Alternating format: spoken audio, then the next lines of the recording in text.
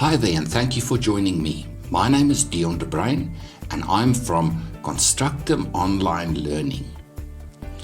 This presentation is entitled An Importers Conundrum. Perhaps you started your import business small. You procured stock with your credit card. The value of the first consignments was relatively low. Over time, you ordered larger quantities of stock with higher values. Recently, you've been able to raise a more substantial amount of capital for the purpose of securing larger consignments of stock. You identified a new supplier situated in Asia.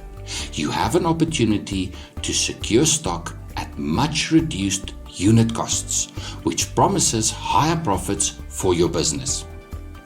But you don't know the supplier, and they don't know you. You hear horror stories of businesses losing large amounts of capital where suppliers fail to deliver on time. Sometimes suppliers deliver the wrong stock, and sometimes suppliers simply run off with the money without delivering any of the goods. How do you mitigate these risks? You understand that the supplier is also afraid of losing money. They don't know you either. The supplier refuses to release the consignment before receiving payment. How do you solve this conundrum? A letter of credit is the solution. You obtain a pro forma invoice from your supplier detailing the nature and quantity of the goods, together with details of the procurement costs associated with the transportation of the goods from the supplier to the buyer. In addition, the pro forma invoice provides details of which party is responsible for what costs. You then approach an independent third party with the pro forma invoice. This party is a bank specializing in international trade and provides importers with letters of credit.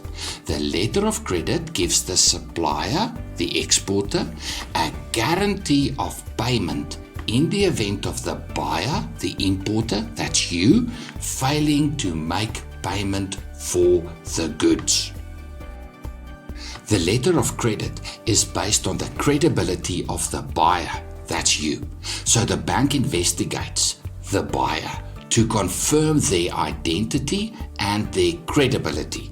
The bank may ask for collateral from the buyer or may ask the buyer to deposit capital into an escrow account.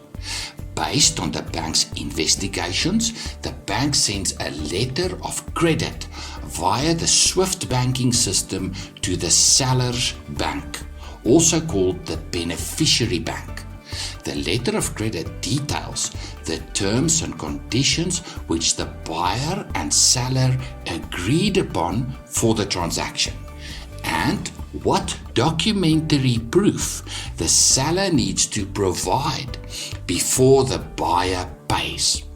Documentary proof may include documents that confirm the arrival and inspection of your consignment of goods at the port of entry. The letter of credit gives the seller, that's the exporter, assurance of payment, and the buyer, importer, assurance that the goods will arrive safely. For help to prepare for and secure a letter of credit for your import business, please contact me, Dion de Bruin, at diondebreinconstructum@outlook.com. Thank you for listening, and good luck with your business.